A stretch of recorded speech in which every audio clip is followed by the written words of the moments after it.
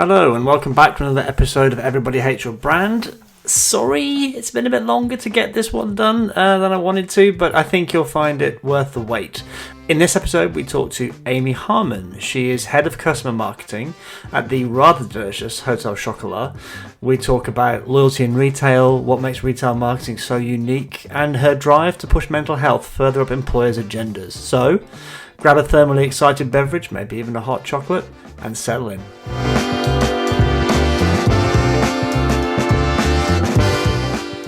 Okay, so as I said in the intro, we are lucky enough to be joined by the head of customer marketing at Hotel Chocolat, Amy Harman.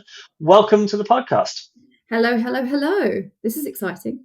It is, isn't it? It's always fun to have a new interview on the podcast, learn something new.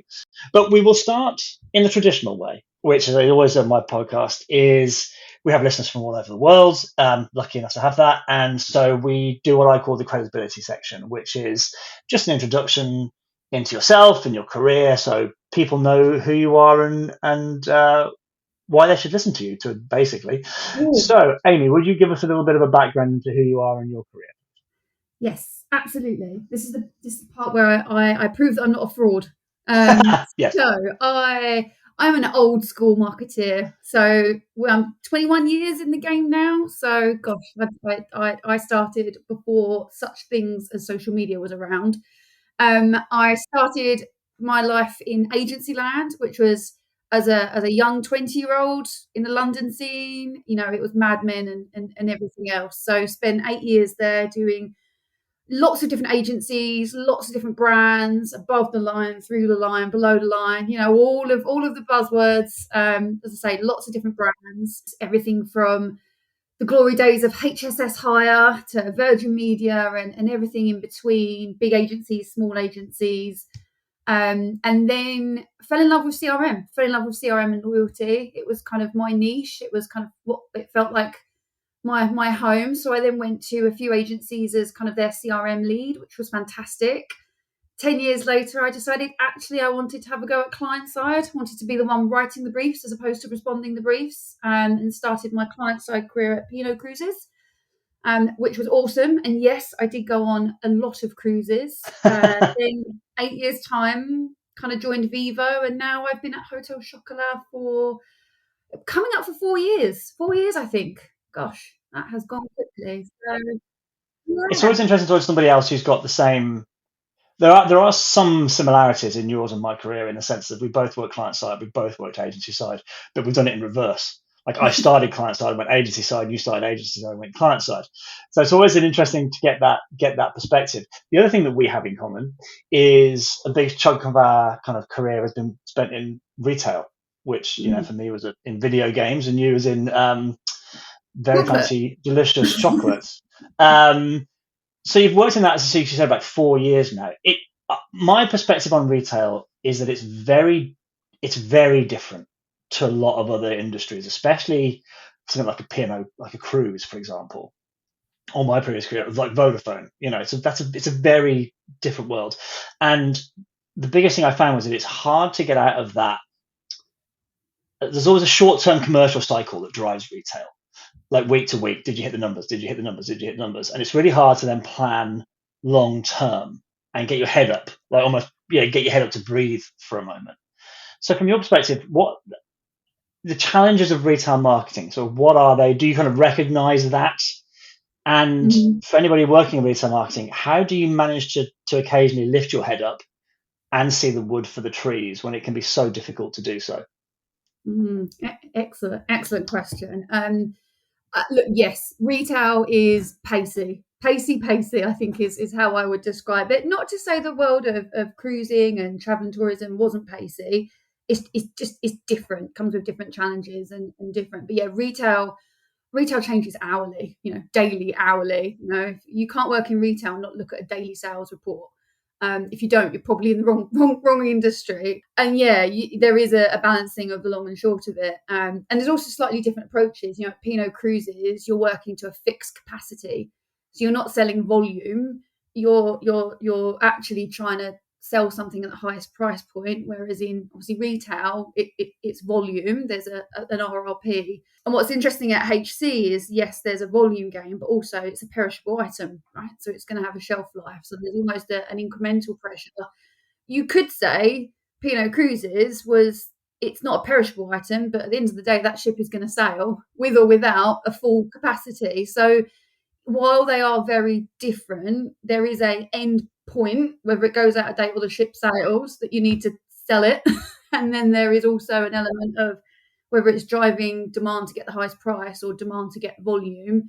Ultimately, it's about driving demand. So yes, lots of synergies, but also I think retail, I think it's very different in the sense of pacey. I've never worked anywhere like it, for sure. How do I keep my head up? God, now there's a question. I honestly think when you get to a certain point in your career, and by a career, I suppose, when you become a leader of a function, you have to master both.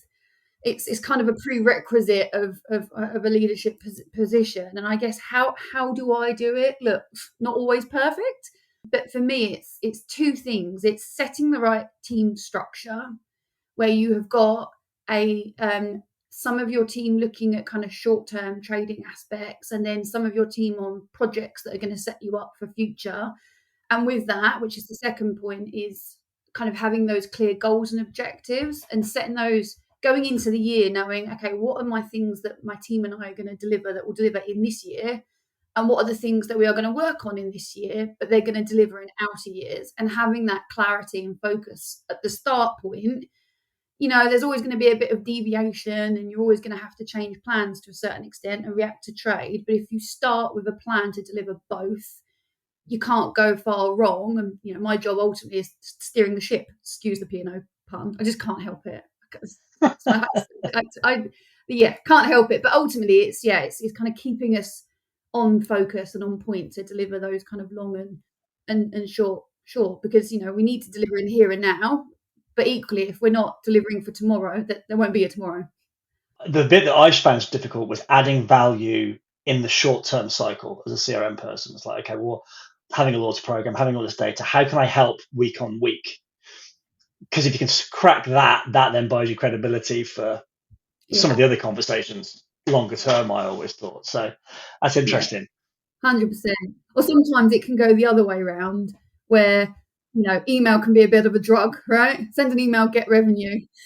and any CRM practitioner will have that challenge. And that's also about balancing long and short of it in a slightly different way, where yes, I could deliver loads of emails and loads of volume, but am I going to have a database in 2 years' time? Probably not. So I'd say CRM is one of those things that you really are constantly balancing short and long term. Agreed. Because I think what people do is they also, and if you send, I think volume is fine to a degree, but I think once you get to a certain point, people forget that unsubscribe rates add up. And you might look at an unsubscribe rate on an individual email that says 0.03% or something. You send 100 of those, it's not 0.03 anymore. It's a lot more. So yeah. And let's face it, you've got one click to opt out, and how hard you have to work to get someone else to opt in. Yeah, absolutely. I think one of the things that always struck me about Hotel Chocolat is the strength of the brand and what a great job has been done there, and how important that is. Because I think retailers can tend to get caught in a cycle of discounting and offers and that kind of stuff. There's a quote from Mark Ritson, which I love, which is that brands reach a rock bottom where promotional pricing becomes the norm. Selling at the recommended retail price becomes a minority activity. And he talks a lot about marketers being fixated on revenue rather than profit and all those kind of things. So what is Hotel Chocolat doing? And from a CRM perspective, what do you do to ensure that discounting doesn't just become isn't this crutch that you're always leaning on to drive revenue? Yeah. It's another one of those drugs, right? If you don't get it right, I refer to it as the discount trap. And look, we're a premium brand, so there's an element of discounting that, from a margin perspective, is not particularly attractive. And you're right, we do have a strong brand, and actually, if anything, that's what we do, and that's what we lean into. So, I hate not to state the obvious, but our job as marketeers is to convince customers that our product is worth the price. That's what we do. And certainly in CRM and loyalty and retail, that what we do is lean into the story of our product and our product. So that could be where our products come from, the quality of them, the fact that our champagne truffles have real champagne that is actually taken from the Champagne region and brought to the UK and manufactured, little attention to details like that, that it's not a flavour, it is actual champagne. And I can tell you they pack a punch.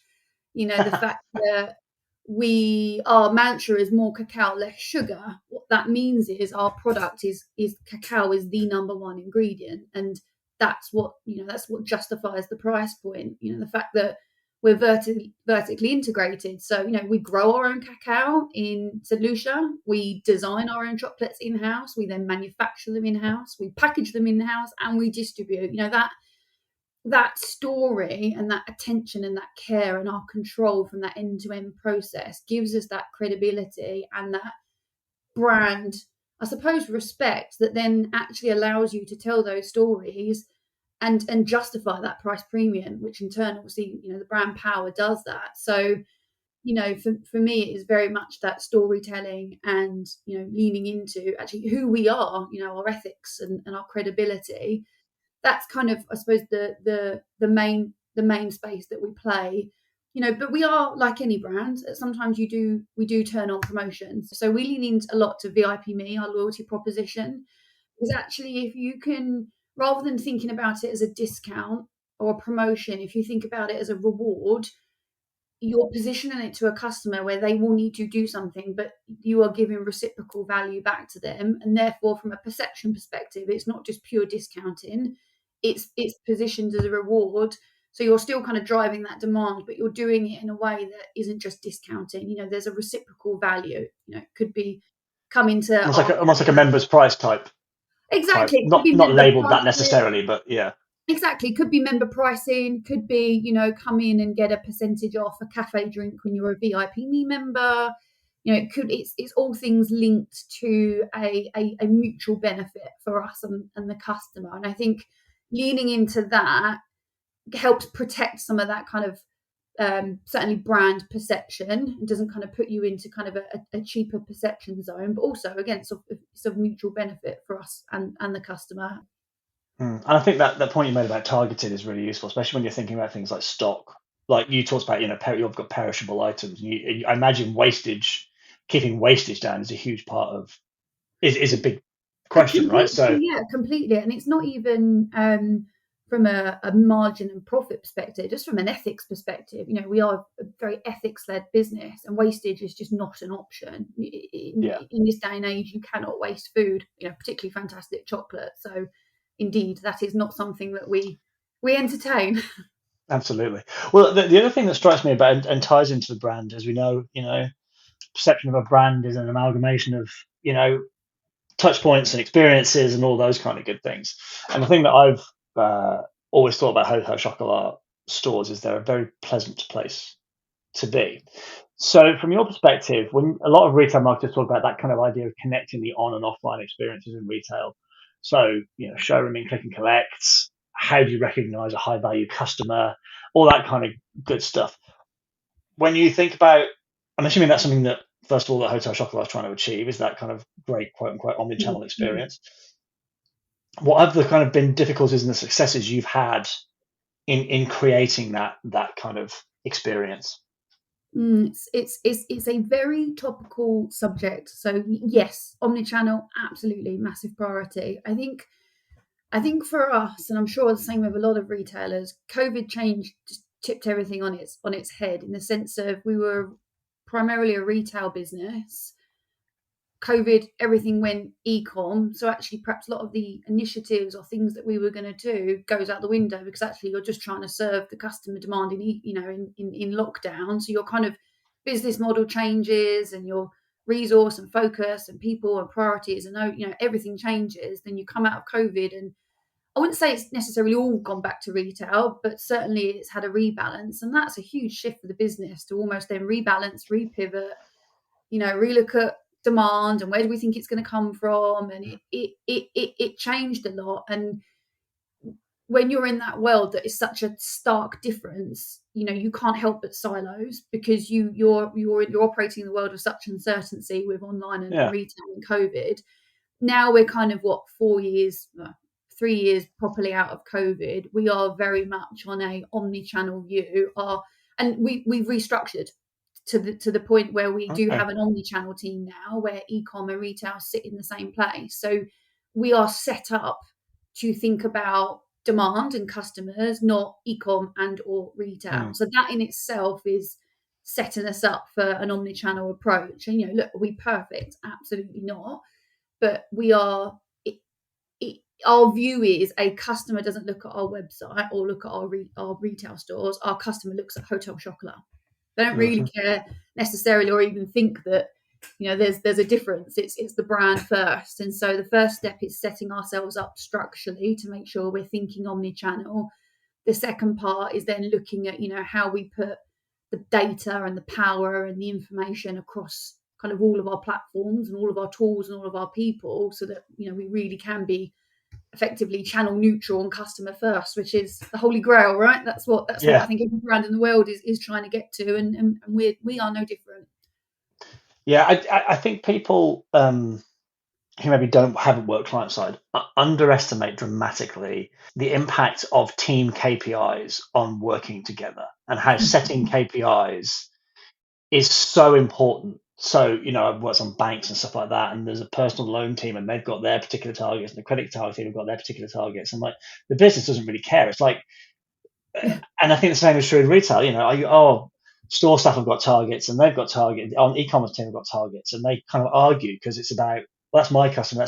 KPIs are like the hidden glue or the hidden secret, I think, to a lot of this stuff.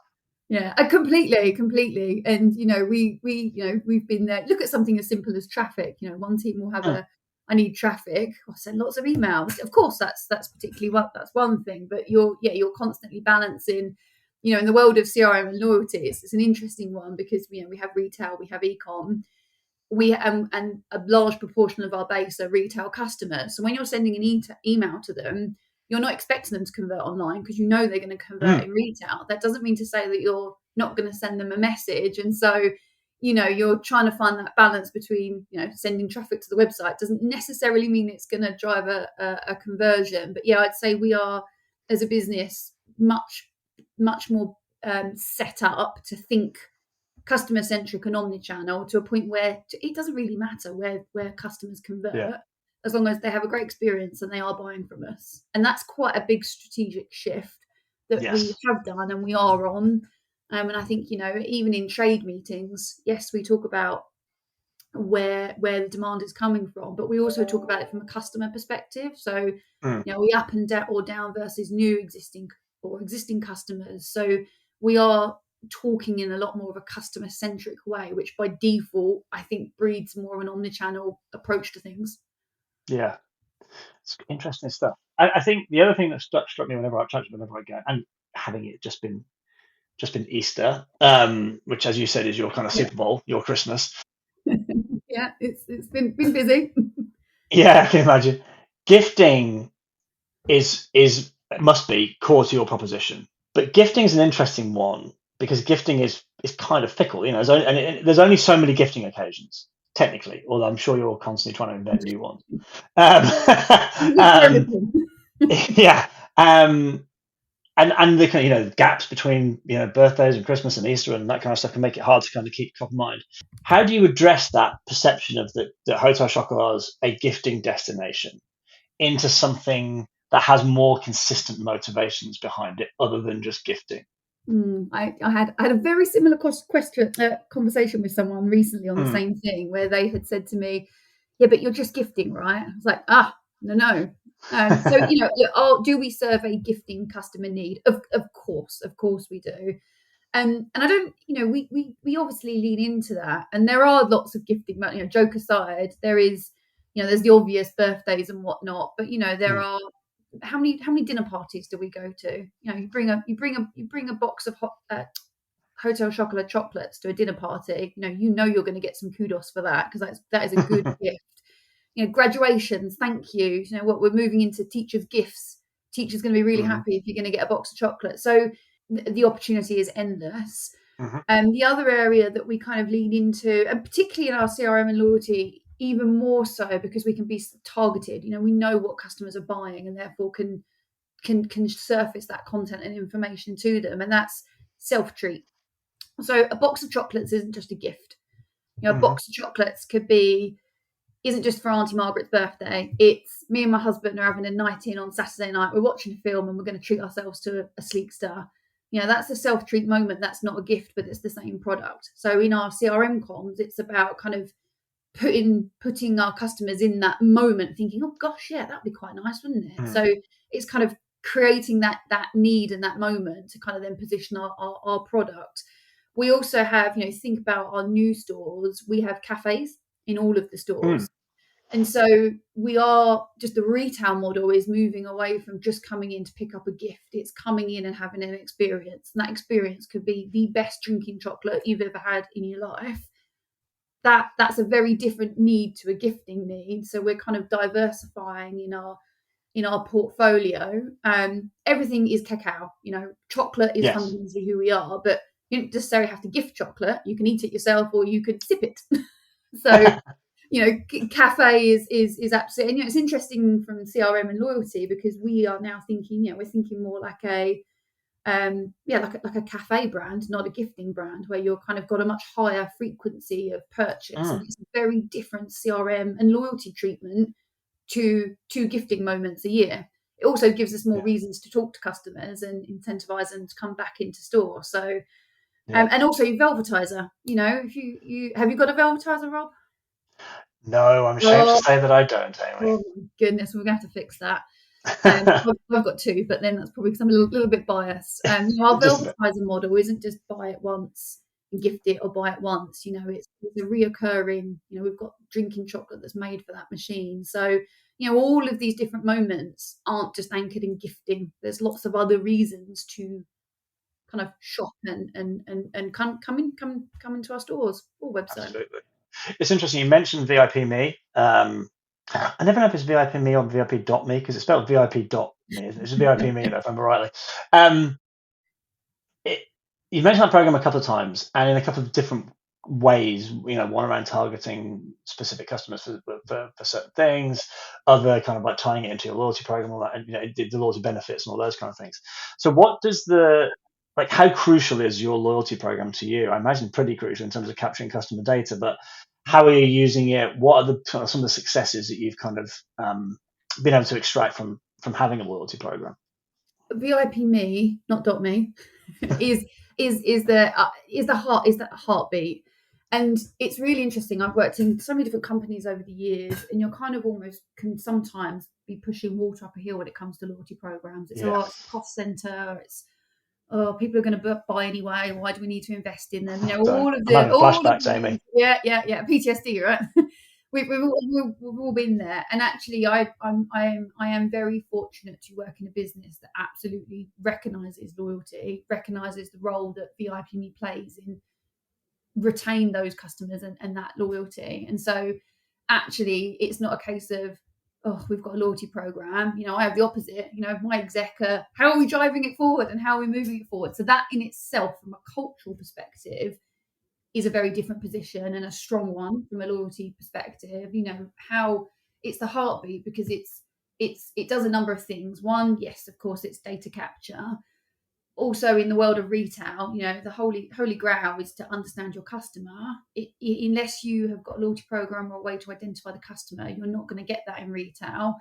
And we have a really strong attachment rate, significantly more than I expected. We're not up there with Tesco's and Club Cards, but we have a very high attach rate, which means we can identify a significant amount of our retail shoppers. And obviously, the more we know about them, the more then we can service the right comms, the right message, the right cadence, everything to ultimately give them a better experience, but also ultimately drive incremental purchases for the business. And without the loyalty platform, we wouldn't have the means or the basis to be able to do that. So it is absolutely at the heartbeat of what we do. And that's great to hear that it's a heartbeat of what you do. How, having run loads of programs in the past, one of the things that I always knew was important was making sure the store staff, retail teams were bought into the concept of it. Because I remember, I never forget this, starting at the retailer that I worked at a game, and it was like my first or second week or something as head of CRM, and I heard somebody behind the till say, "Do you want to sign up for the reward card? You get points and all that kind of stuff." And he said, "I'll send you a bunch of junk mail. So if you don't want that, just tell me." Oh my I'm God. like, did you go, oh?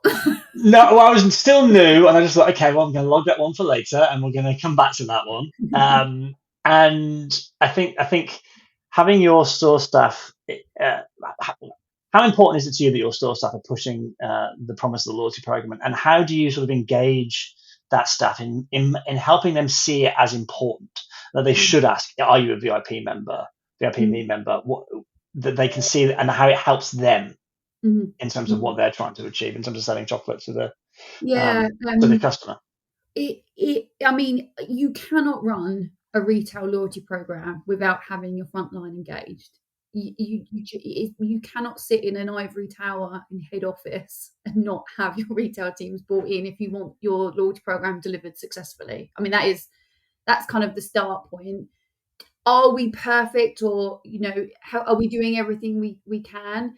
No, I think there's absolutely room to go, and actually we have a project at the moment to look at the future of our loyalty program, and with that isn't just the promise we're making to customers, it's actually how we're giving the right tools, training, equipment to our retail teams to be able to confidently deliver the loyalty program, but not just confidently want to deliver the loyalty program. And so that's we recognise how important it is, which is why we're doing it. I suppose some other areas, we do regularly communicate with the teams on kind of the outcome of their efforts. How many customers can we identify? What are we measuring? How are we responding to that? I think the other thing as well is we have a good relationship with kind of the retail head office team to look at mutual KPIs. So, for example, I'm really interested in understanding as many customers as I can. So I work with the retail team on, so what does an attach rate look like, and what's that as a KPI? So that's where, you said it earlier, getting KPIs right and aligned is a magical unicorn that when you unlock it, it delivers huge benefit. And so that's a great example where the retail team are targeted on attach rates. That has benefit for the business. It also has benefits to the team when they, everyone likes to hit their targets. So mutual KPIs is another, regular comms is another. And also, keeping the program fresh. We're constantly coming up with new initiatives that aren't necessarily just your standard kind of, here's a discount, or here. So as an example, we've got spoiler alert, a couple of weeks time, we've got it's called Pill to Reveal. Basically, it's a bit like a scratch card where you will make a purchase and then you'll get given this card. You kind of peel it, and I think it's 1 in 5, so it's a really high chance of winning, just a free selector, which is worth £6.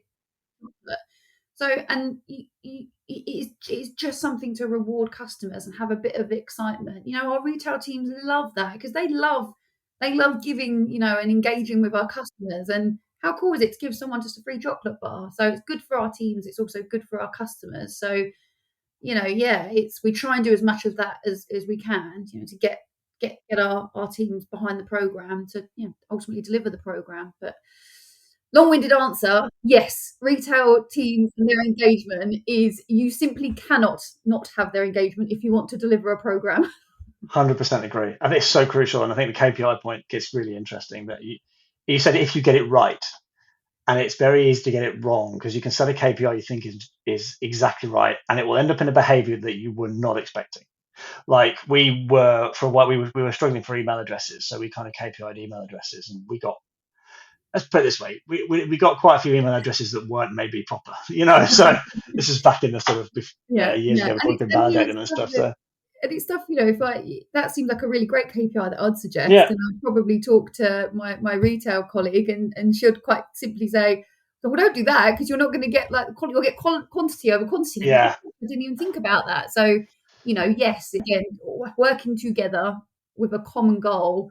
Sounds really simple, right? Yeah, It's really not. isn't. Well, let's just one last question on loyalty before we move on to a slightly different topic. That I've been lucky enough on this program to have professors of loyalty from Old Dominion University, one called Professor Euping Lee Tompkins, and a bunch of other people who've worked in loyalty and all those kind of things. And it feels like, it's certainly my belief, that academic research shows that loyalty programs do what they say they're going to do, in the sense of they create transactional loyalty, i.e., people come back, buy more things, that kind of stuff.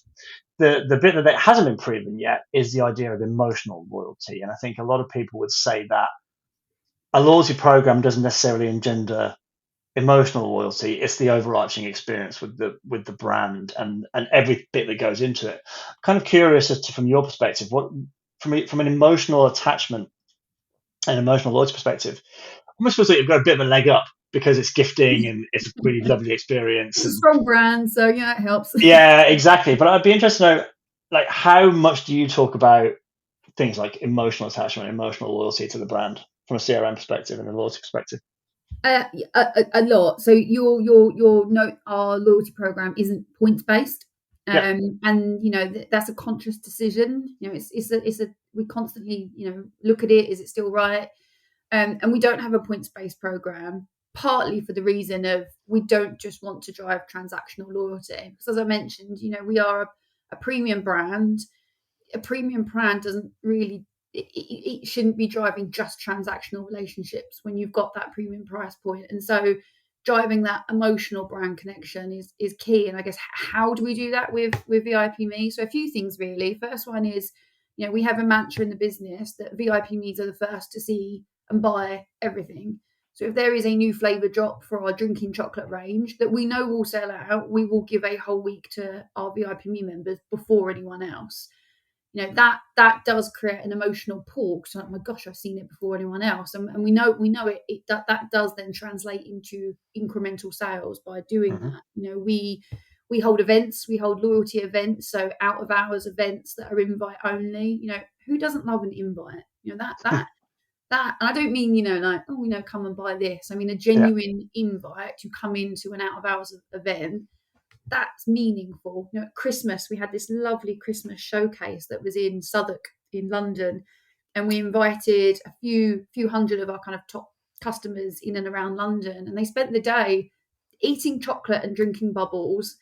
And they didn't need to buy anything, they didn't need to pay for the ticket. And that type of thing is what really connects with a customer. Yeah. We send exclusive content to our VIP Me's. You might think, exclusive content, does anyone care? Seeing a behind the scenes of a chocolate factory is interesting. and Yeah. that kind of thing, our customers like it, to have Angus, who is our founder and our CEO, him talking to VIPMEs around kind of what's coming up next.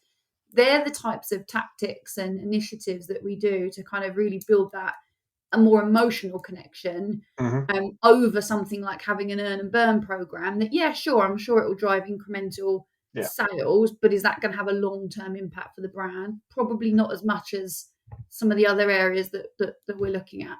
Okay. Cool. Well, look, I wanted to finish off when we were. We've got to get to marketing room 101. We'll come to that in a second.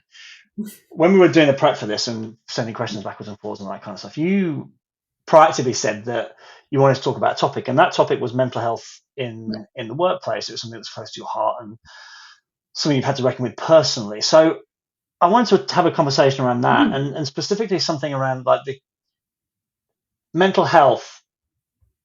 Is it taken seriously enough in the workplace? Has that changed over time? And if not, how do you address that? What are the kind of things that you're seeing to help recognize and improve that?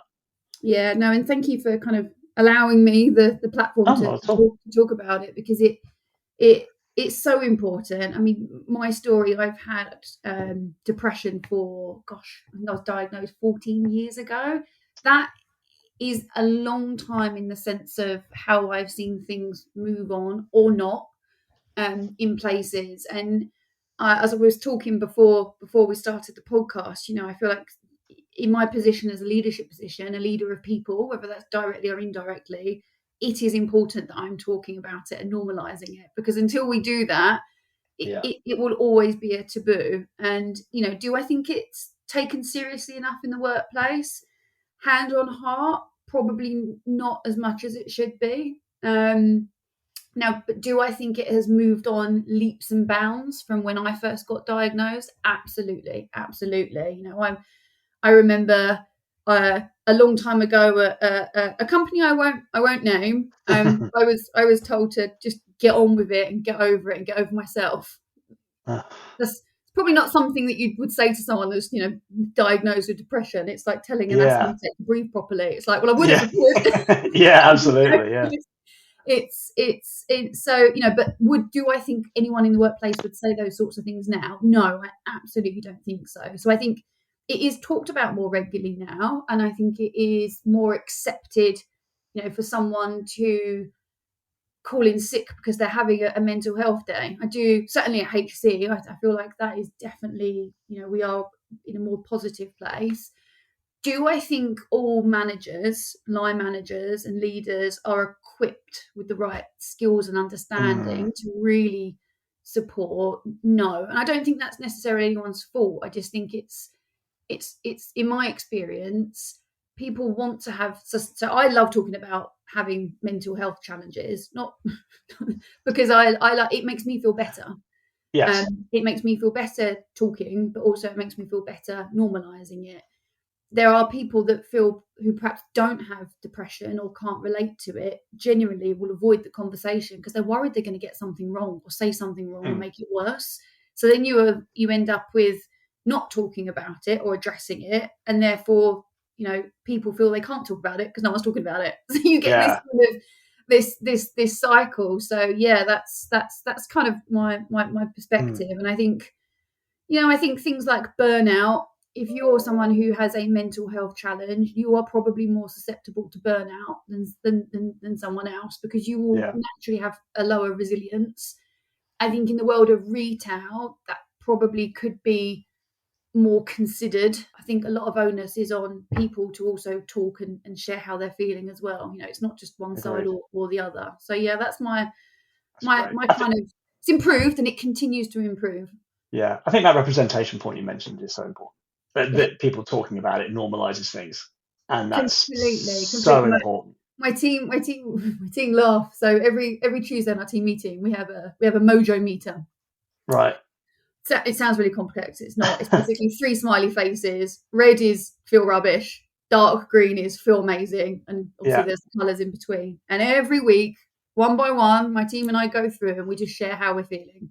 And that's the space to be like, I'm just having a bit of a naff day.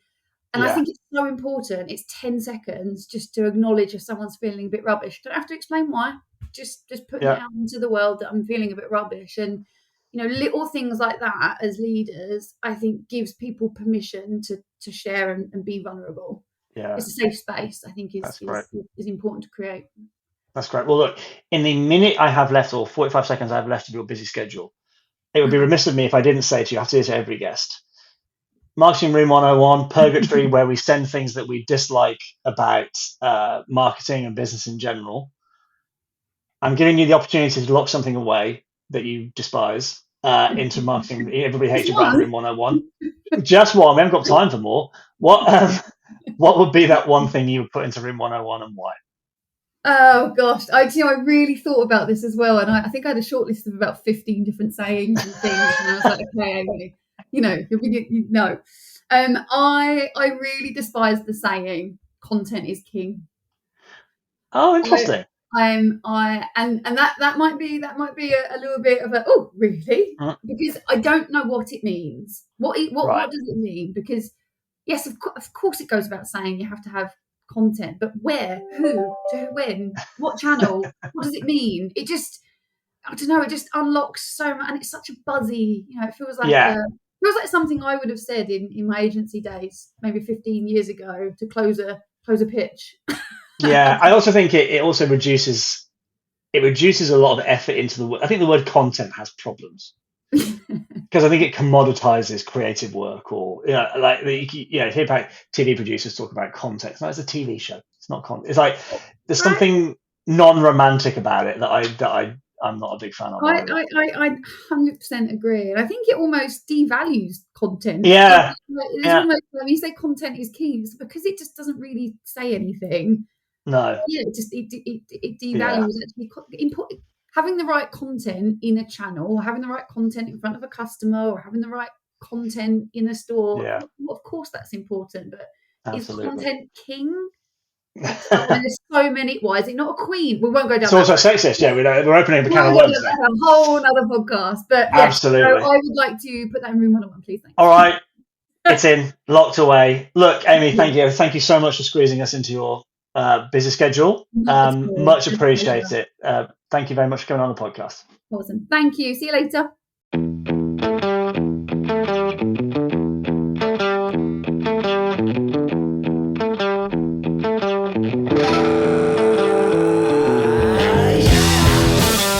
Well, as ever, I hope you enjoyed that. Amy is a very engaging and very educational listen, and I'm super chuffed that she could squeeze this interview into a very busy schedule. I really hope the next episode comes along a little quicker this time, so be on the lookout for the next one, and as always, take great care and be vigilant out there.